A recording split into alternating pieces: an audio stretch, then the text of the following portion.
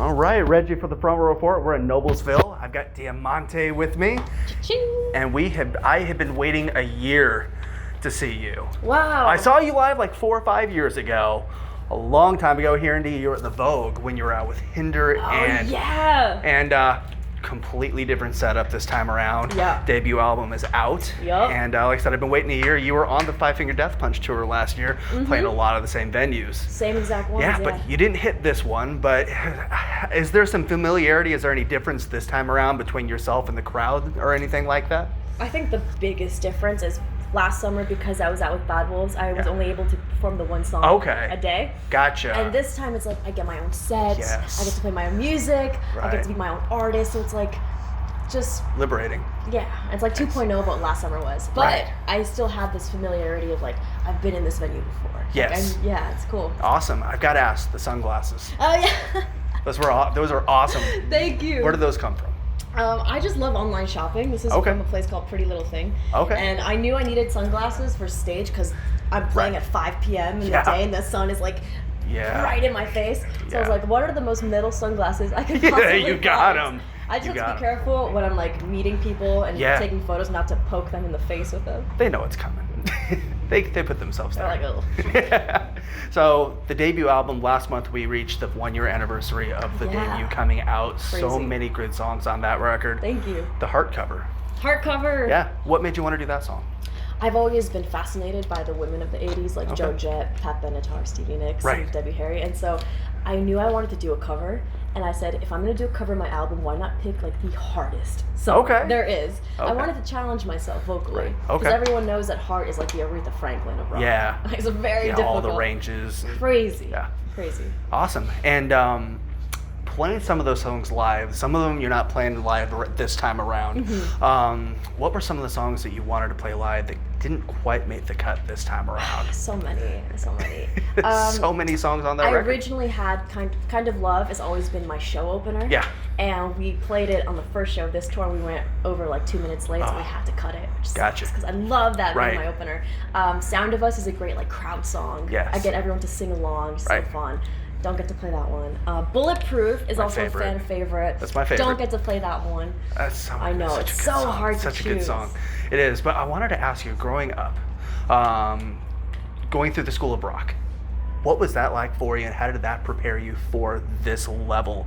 And was that, I think that was some of your first real exposure to rock music. Yeah. So discovering that genre, what was blown that? away. Because I grew up listening to pop music when I was a kid. I was going to ask about that. And, like, my parents listened to 80s, but it was like Madonna. Right. You know, it was like dance sort of 80s. Right. And so when I first heard rock music, I was like, oh my God. Yeah. What is this? I like this. Right. And performing it is what really sold me on rock music. Like, I just felt a different kind of energy than I had ever felt doing musical theater or singing pop songs. So I knew. So how do you combine your experience with musical theater with your growing up through the School of Rock? How do you get a chance to really combine those two backgrounds into one? Yeah. What is that like combining? Because those are two completely different worlds in a lot of ways. Yeah. They're completely different, and at the same time they're so similar in the way that because of musical theater, I learned how to work a stage. I learned how to have presence on a stage. I didn't have a microphone, so I had to project. You know, vocally. I had to like really captivate the audience. I had to become a different character. And so when I'm on stage now singing rock music, I don't become a different character per se, but I do have like this on stage persona. Right. And she's like super confident. Yeah. You know? Yes. That I'm a dork in real life. I become her on stage. Right. Well, going on stage, everybody kind of gets to channel a part of themselves that you don't get to in your regular life, or maybe you probably shouldn't channel in your regular everyday life. And some of the best performers, that's how they are. They're completely different off stage than they are on stage. Yeah. Alice Cooper's one, where he's not, that's just a character, and then off stage he's like the quietest person in the world. See, I'm not quiet per se, but I'm very introverted. Gotcha. And so like I have like a close group of friends, and that's about it. Yeah, that's and, how like, I am. growing up, that's how I was. That's how I am. Like I have my circle of friends. It's hard to get into that circle. Like I'm a people person, but like put me in a group of people I don't know, I just don't talk to anybody. I'm just like, stay away. Let's get it over with. Let's just end it, you know? Absolutely. So doing Siento on the record, the song completely in Spanish. Yeah. Was that something you wanted to do when you sat down to write the record, or did that just kind of inspiration hit you and it kind of came out? It's funny because Lo Siento is actually the very last song I recorded for the album. It was like super last minute addition, and I just felt like I sing, like I know how to sing in Spanish. I speak Spanish fluently, so I was like, why don't I have a song in Spanish on this record? Right. And so to me, I'm Sorry, which is the English version of the song, felt like the most easily translatable song, and one that would be passionate, because to me Spanish is such an emotive, passionate language. It is. So I wanted it to be a ballad.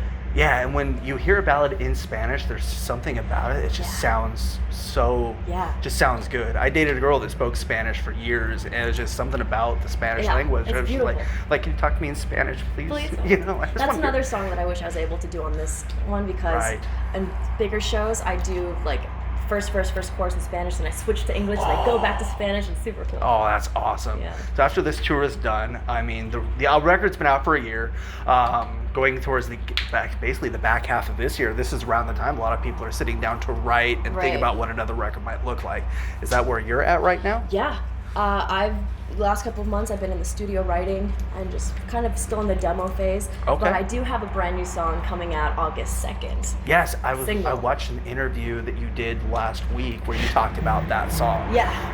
Talk a little bit about what that song is and the excitement of putting that song out because of the songwriter and the background behind that song. What does that song mean to you to be able to perform that? And that song's yours now. It's mine, and that's what's so mind-blowing, because when I first heard it, I felt like I had almost written it, because it just felt like my story, and I had gone through like a pretty bad heartbreak last summer. So when I listened to it, it's like, it's gonna rip your heart apart when you don't have me. It's like so empowering, and that's where I am right now. So like to that person, like, sucks for you, you know? You screwed up. And so I heard it, and I told my A&R at my label, it's like, I need to sing this song. I need to perform it. And I've never really had that feeling over a song that I hadn't written. Because I love writing my songs. To me, that's how I connect to them. So this was like not usual for me. Covers are fun, but they're not yours. Thing. They're just And he's like, well, it's Diane Warren's song, you know, it's kind of a stretch. Like, it's kind of iconic. She wrote I Don't Want to Miss a Thing. Yeah, like, I don't know if I can swing that. And then she like listened to my music, she looked me up, she's like, absolutely, have her cut it. She still needed to okay the actual version that I did. And so the coolest moment is when she heard my version of the song. I actually met up with her before this tour, went to her studio in Hollywood, and we listened to the song on like her big mixing board, and she was like, I believe every word you say. Like, you brought this song to life. What do you say to that? I'm like amazed, because she's had that song in her back pocket for years and has never given it to anybody. And I'm sure she's got a lot of songs like that. So wow. So I just want to do it justice, and that's why I do that one live this summer. Awesome. Is that going to be on? That's not on the record, is it? I'm not sure. It might be. I mean, it's not on the debut record. No, not on the debut. This is a brand new song. No one's heard. Is it, as an up-and-coming artist, do you feel like maybe singles might be the way to go instead of releasing a full length every couple of years? Because you get more songs out faster, especially rock musicians tour so much more often now. So is that the way that you think you might go, possibly? Yeah, and that's pretty much how I did the first album, really, is I stretched that out. Like, the first single that came out of that album was 2017. And that was Coming In Hot. And then like a single, and then something else I did is I split it into 2 EPs. I called it Volume 1 and Volume 2. Yeah, that's right. And then I released it all together as an album. I forgot about that. And it totally makes it last. And it gets... because I remember Amy sent me Volume 1. I'm like, I need more. Just send me more. Is just 5 songs. Yeah, and then she's like, here's the rest. I'm like, yes, finally, and it's so good. Thank you.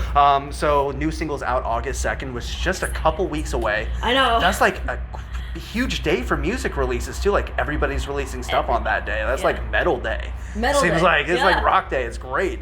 So after that song releases, what's the rest of the year look like for you going into 2020? 2020 it looks like I'm still like looking for like touring in the fall. And if it doesn't happen, I will be definitely in the studio. Like this album. Either way, it's going to be a busy year for the rest of the year. So. And then maybe 2020 for more releases. Love it. More touring. Awesome. Continuous cycle. And this year's the first year you've done festivals.